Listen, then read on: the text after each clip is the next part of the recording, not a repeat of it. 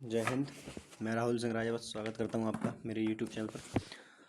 दोस्त, जैसे कि हम एसएससी सीएचएसएल के बेस्ट क्वेश्चन की सीरीज़ को कर रहे हैं और ये सीरीज़ शिफ्ट वाइज चल रही है ना। तो इसमें उन क्वेश्चनों को छोड़ दिया गया है जो देखते ही होने वाले हैं, वो मतलब बहुत ज़्यादा सिंपल क्वेश्चन है, उनको छोड़ रखा है।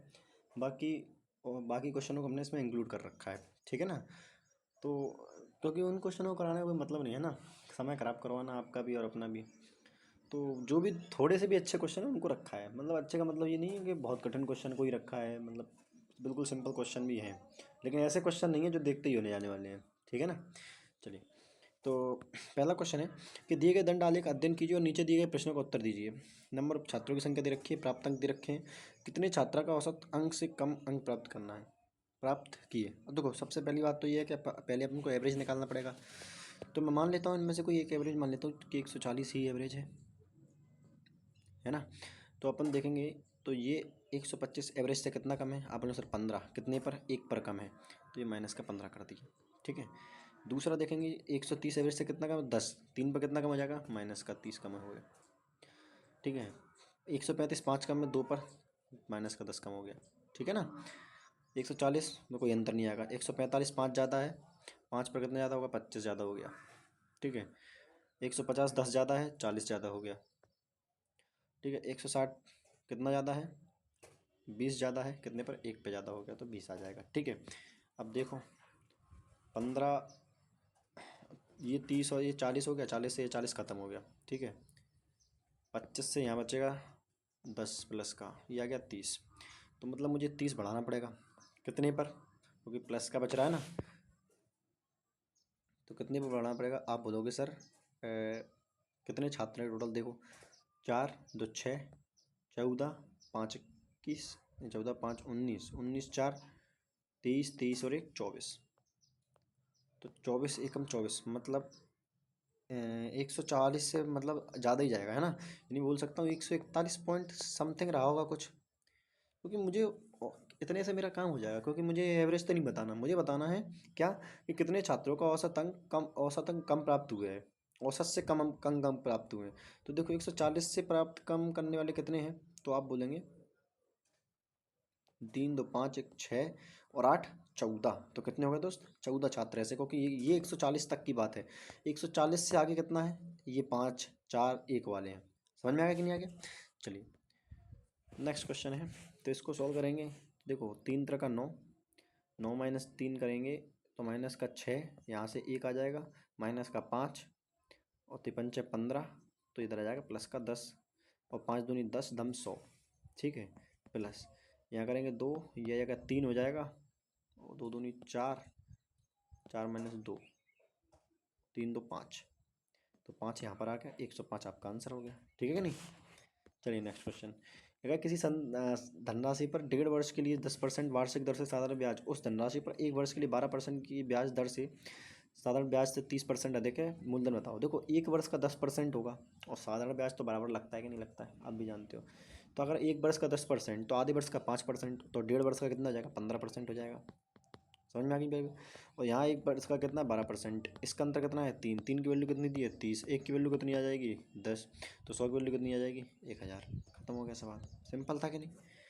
नेक्स्ट क्वेश्चन, इसमें शायद साइन थीटा मिसिंग है, ये साइन थीटा मिस है शायद इसमें, है ना।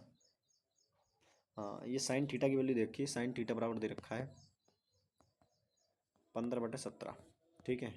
तो कुछ नहीं करना, सबसे पहले लिख लिया करोगे, परपेंडिकुलर 17 है, 15 है, हाइपोटेनियस आपका 17 है, ठीक है। तो 20 कितना आ जाएगा, आप लोगों सर 20 मेरा आ जाएगा 8, क्योंकि ट्रिपल तो याद 15 बस सॉल्व करते जाओ। तो देखो तो देखो कॉट थीटा की वैल्यू कितनी हो जाएगी, आप बोलेंगे सर कॉट थीटा होता है 20 अपन परपेंडिकुलर, तो 15 15 कट गया, ऊपर अच्छा 8, और ये जाएगा कितना आ जाएगा 17।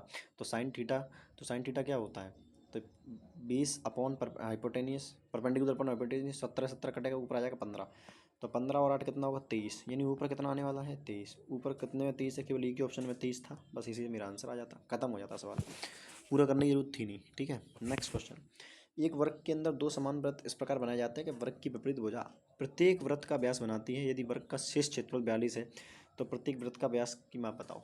अब देखो, अगर बहुत समझदार आदमी है तो उसमें फिगर नहीं बनाएगा, मुझे पता है कि फिगर कैसा बनने वाला है। अब मैं तुम्हें एक चीज़ समझाता हूँ।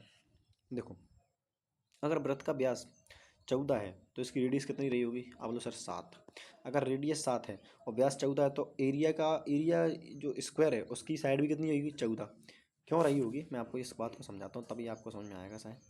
देखो, इस प्रकार से एक स्क्वायर रहा होगा और उसने बोला कि सर्कल कैसे बनाए? ऐसे बनाए, विपरीत भुजाओं पर ऐसे करके। यानी मैं बोल सकता हूँ कि जो जो वृत्त का व्यास है क्या वही साइड होगी स्क्वायर की? जैसे ये वृत्त का व्यास है लेकिन ये स्क्वायर की साइड भी तो यही है ना? तो अगर अगर मैं बोलूँ कि किसी उसने पूछा क्या है, वृत्त का व्यास पूछा है, अगर व्यास 14 तो रेडियस तो 7 आ जाएगी। और व्यास कितना, और स्क्वायर की साइड कितनी हो जाएगी? 14। 14 का स्क्वायर 196 होता है। और मैं जानता हूँ कि जब रेडियस 7 होती है तो किसी भी सर्कल का जो एरिया है वो 154 होता है। इतनी चीज़ें याद होनी है आपको। अंतर देख लेता हूँ क्या सेटिस्फाई कर रहा है। 9 में से 5 गए 4 और 42 सेटिस्फाई कर गया। ये मेरा आंसर हो गया। अब बोलो सर आपको तो उसमें तो दिख रहा है कि 14 आंसर है इसलिए आपने ले लिया। भैया देखो, अगर मैं ऑप्शन से जाऊंगा तो मैं तो उसी ऑप्शन को लेकर जाऊंगा ना जो सब सिंपल होगा, क्योंकि 14 ही है, इसका आधा आधा करना आसान है। 7 का आधा करूंगा 3.5 आएगा, 3.5 का आधा करूंगा तो तुम जानते ही हो कितना आ जाएगा। समझ में आ रहा है? 1.725 आएगा। और ढाई का आधा करूंगा तो कितना आएगा? 1.25 आएगा। ठीक है, तो मेरे लिए यही सिंपल था। अगर नहीं होता तो फिर मेरे को लगता था कि ऑप्शन से करना ज़्यादा बेटर था। अब हो गया तो क्या कर सकते हैं इसमें। ठीक है ना? चलो, एक लगा, एक निश्चित संख्या को 304 से विभाजित करने पर शेष फल 43 प्राप्त होता है। यदि उस संख्या को 16 से विभाजित किया जाए तो शेष फल क्या होगा? याद रखना कि जब भी जो जो प्राप्त होने वाली संख्या है इस दूसरी वाली संख्या से बड़ी होगी तो डायरेक्ट डिवाइड दिया 16 दूनी 32 होता है, 32 में से 11 शेष फल बचेगा। खत्म सवाल। समझ गए? ठीक है। बोला यदि 25 और x का मध्य अनुपाती 35 है तो x की वैल्यू कितनी होगी? देखो, मध्य अनुपाती जान निकालने के लिए आप जानते हो अंडर रूट करना पड़ता है। अंडर रूट 25 इंटू एक्स कुछ रहा होगा। अब मैं जानता हूँ कि ये तो 5 आ गया। अब बताओ 5 में किसका मल्टीप्लाई करेंगे तो 35 आएगा। तो अब बोलो सर 7 का। ये तो 7 कब होगा? जब 7 यहाँ से बाहर निकला होगा। तो इसके अंदर कितना होगा फिर? 49 होगा। तभी तो 5 यहाँ से बाहर निकलेगा, 7 यहाँ से बाहर निकलेगा, तभी तो 35 आएगा। तो 49 आपका आंसर आ गया। नेक्स्ट क्वेश्चन, एक सॉफ्टवेयर इंजीनियर के वेतन की 15% मकान पर किराया करता है, शेष 25% घरेलू सामान पर, शेष का 25% आयकर पर, शेष का 15% कपड़ों पर। अब उसके पास इतना बचा है। देखो बहुत सिंपल क्वेश्चन है, सभी जानते हैं इसको। तो 17/20 बचेगा, 15% खर्च कर देगा तो फिर 3/4 बचेगा, फिर से 3/4 बचेगा, फिर से 17/20 बचेगा। और ये बराबर करके दे रखा है 10404 के। ठीक है, 17 से करेंगे, 17 पंच 70 चके 102, 17 एकम 17, 17 दूनी 34। ठीक है, 3 तरह का 9 से काटो, 9 छके 54, कितने बचे? 8 बचे, 9 अट्ठे 72। फिर 17 से काटे, 17 चौको 68। फिर देखो 4 दूनी 8, 8 8 चौको 32, 32 दूनी 64, 64 चौको कितना होता है? 216, 256 सॉरी। ये आपका आंसर हो गया। नेक्स्ट क्वेश्चन भैया, एक घन का आयतन, घन का कितना रह गया?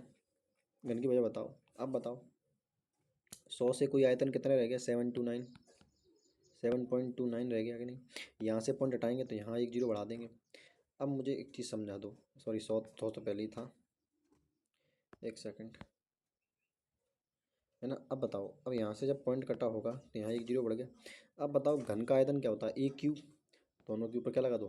क्यूब रूट लगा दो, क्योंकि क्यूब क्यूब करने से आयतन आता है ना। तो यहाँ पे आएगा 10, यहाँ पे आएगा 9, 729 कितने का होता है? 9 का ही होता है ना। ठीक है, एक की वैल्यू आई, एक की कमी आई 10 पे, कितना आ गया? 10%। ये तो 2 बार रिपीट कर गया, ये भी रिपीट कर गया। क्या हो रहा है ये? मतलब एक अर्धगोले की त्रिज्या इतनी है, उसका कुल पृष्ठीय क्षेत्रफल ज्ञात करो। 3.14। देखो कुल, अगर केवल पृष्ठीय क्षेत्रफल पूछता तो 2 पाई r² होता है, लेकिन कुल पूछ लिया तो 3 पाई r²। तो 3 × 22/7। मैं 22/7 वैल्यू ले रहा हूँ क्योंकि मुझे अप्रॉक्स में जाना है। ठीक है, नहीं 3.14 ही लेते हैं, कोई दिक्कत नहीं, क्योंकि अप्रॉक्स में दे रखा है यार एक।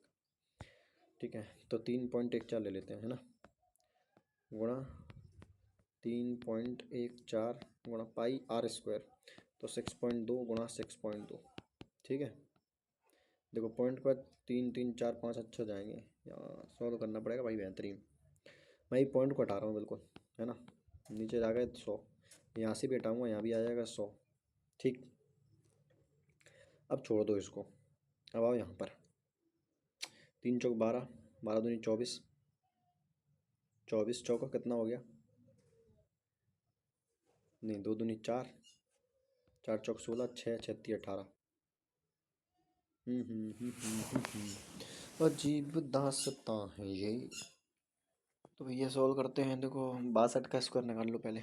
6.2 का स्क्वायर, तो आप बोलोगे 2 का स्क्वायर 4 होता है। 6 दूनी 12, दूनी 24, हासिलाई 2, चकनक 36, 36 और 2 38, 38 44 आ गया। स्क्वायर निकालना आता है ना, कैसे करते हैं 6.2 का। तो देखो पहले इसका स्क्वायर लिखो 4, फिर 6 दूनी 12, 12 आ गया, 12 का गुणा 2 से, 12 दूनी 24, 24 का लिखो 2, हासिलाई 2, फिर 6 का स्क्वायर लिखेंगे 36, 36 और 2 कितना होता है 38 44। यानी इस पूरे को सॉल्व करने पर मेरे पास आ गया 38 44। ठीक है,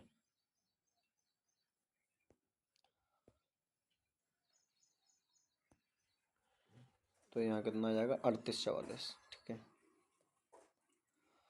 अब अब क्या करेंगे, अब 3 का मल्टीप्लाई इसमें कर लेते हैं।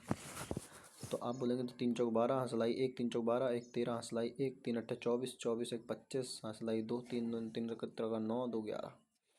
अब बचा 3.114 से मल्टीप्लाई करना। ठीक है भाई, तो देखो मल्टीप्लाई कर लो।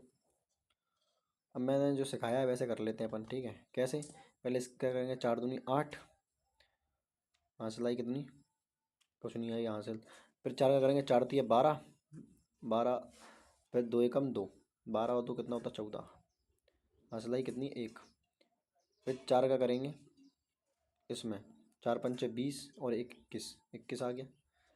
फिर 1 का 3 में, 21 और 3 24, फिर 3 दूनी 6, 24 और 3 कितना होता है 27, हंसलाई 2।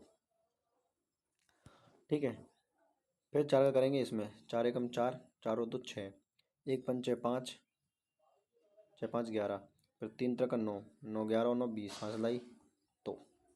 ठीक, ऐसे कर लोगे। बहुत लेंथी जा रहा है ना सवाल। अरे यार, कैलकुलेशन थोड़ी सी अच्छी है, तो एक काम करते हैं 22.7 लग के देखते हैं कहाँ गया। 22.7 करके देख लेते हैं, मुझे लगता है ज़्यादा आसान पड़ेगा। थोड़ा लंबा जा रहा है, लेंथी जा रहा है क्वेश्चन। देखा जाए इससे हो जाए तो 3 × 22/7, 2πr²। तो यहाँ लिख दूँ 38 44, 38 44 लिख देता हूँ। ठीक है, अब यहाँ से 2 निकाल के 3 दूनी 6 करके मल्टीप्लाई कर लेता हूँ यहाँ से, क्योंकि यहाँ 11 बचेगा बस। हाँ, तो देखो 6 चौक 24, हंसलाई 2, 6 चौक 24, 2 26, हंसलाई 2, है ना, 6 48, 2 50, हंसलाई 5, 36 18, 18 5 23 23। ठीक है, अब गुणा करते हैं 11 से। ठीक है, समझ गए ना, ये 6 है। ठीक है, तो वो देखो 4, 4 का 4, 6 4 10, 1 का 1, है ना, 3 0 3, 3 2 5 और 2। अब यहाँ से करते हैं, और नीचे रहा 7, तो 7 3 21। ठीक है, एक बचा, वही 4 बचे, तो 7 6 42, तो 36 करके आपका आंसर आना चाहिए। 36 करके ये मेरा आंसर है, खत्म हो गया सवाल। ठीक है, ये ज़्यादा सही था। चलो, देखा है 5 क्रमांक सम संख्याओं का योग इतना है, तीसरी और पांचवी संख्या का योग बताओ। तो आप जानते हैं कि सम संख्या हो चाहे विषम संख्या हो, अगर केवल सम संख्या बोला, केवल विषम संख्या बोला, तो उनमें 2 2 का अंतर आएगा। क्योंकि मैं जानता हूँ कि पहली सम संख्या 2, फिर 4, फिर 6, फिर 8, तो आप 2 2 2 का अंतर है। तो पहली संख्या अगर मैं x मानूंगा, तो दूसरी होगी 2 + 4 + 6 + 8 + 10, है ना। तो 2 + 4 + 6 + 8 ऐसे लेनी पड़ेगी। तो कितनी होगी, 8 से 14, 14 और 4 18, तो 20, 20 उधर घटा देंगे तो ये बचेगा 2700। और यहाँ कितना बचेगा 5x, 5 संख्या बोली ना, तो 5 से काटेंगे 5 25, 2 बचे 5 चौको 20, एक्स की वैल्यू आ गई 540। अब देखो ये पहली संख्या केवल x रही होगी, दूसरी x+2, तीसरी यही x+4, तो ये आ गया 544, तो ये आ गई। और चौथी होगी x+8, तो 548 ये आ गई। तो बोलेंगे 8 4 12, 4 4 8 1 9, 5 और 5 10, 1092 आपका आंसर आना चाहिए, ये रहा। ठीक है, next question. A B C P Q R समरूप हैं, जब समरूप हैं तो ए बी पी क्यू ये दे रखा है, ए बी सी का परिमाप बताओ। अब मैंने बताया कि जब भी दो सर्कल सिमिलर होते हैं तो उनकी साइडों का रेशियो, उनके एंगल का रेशियो, उनके परिमाप का रेशियो सेम होता है। तो मैं अब एक का परिमाप ए बी सी का परिमाप पूछा है, तो मुझे पता है कि पी क्यू आर, जो पी क्यू आर का पूरा वो दे रखा है, साइड है, तो इसका परिमाप निकाल सकता हूँ 12 8 30 और 54। तो पहले का परिमाप आ गया 54 पी क्यू आर का। ए बी सी का मुझे निकालना है, ए बी सी का। तो आपको पता है कि अब कैसे निकलेगा, मुझे पता है कि कोई भी दो साइड ले लूँगा मैं इन दोनों त्रिभुज की, जो साइडों का रेशियो होता है वही इनके परिमाप का रेशियो होगा। तो मैंने ए बी और पी के ले लिया स्टैंडिंग की साइड, तो ये 4 दूनी 8, 4 तिया 12। अब 3 की वैल्यू अगर 54 है तो 2 की वैल्यू कितनी होगी? 36 होगी कि नहीं होगी? क्योंकि 18 × 3 = 54, 18 दूनी 36, खत्म हो गया सवाल। 2:3 होना चाहिए। ठीक है कि नहीं? नेक्स्ट क्वेश्चन है नहीं भाई, अगली क्लास में मिलते हैं, तब तक के लिए धन्यवाद।